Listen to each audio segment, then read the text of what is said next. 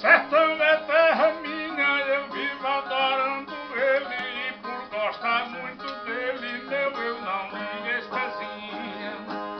Já matei muita rolinha, atirei pedra de mão e atirei cancão com espingarda de ouvido. Por mais que eu tenha sofrido, não vou falar do sertão.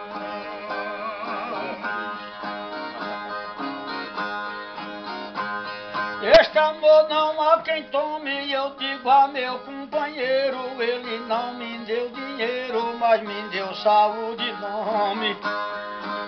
Que mesmo eu passando fome, sem nada na refeição, mas que eu tinha a bênção do meu pai que é protegido. Por mais que eu tenha sofrido, não vou falar do sertão. O sertão que eu fui criado, eu sei que fome passei, mas sempre recordarei das coisas do meu passado. Lembro que andei montado em espinhaço de gangão, arranquei pedra do chão, puxando o rabo comprido. Por mais que eu tenha sofrido, não me esqueço do sertão. Tá doido, Miro?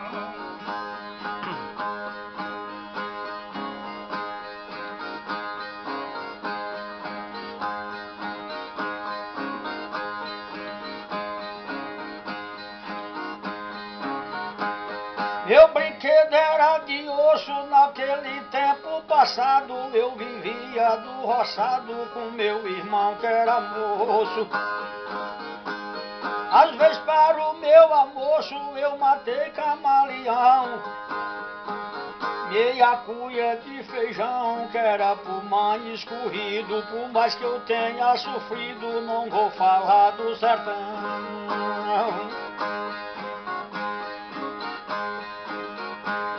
Onde é suave a brisa, no sertão que eu destaco, o calção tinha buraco e remendo em minha camisa.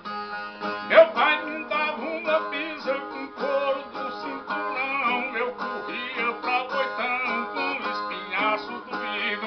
Por mais que eu tenha sofrido, não me esqueço do sertão.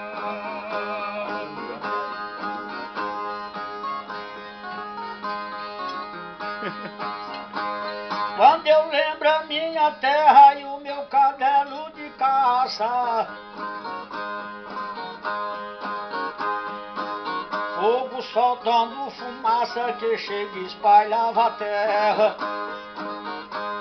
o pé em cima da serra que eu pegava com um cão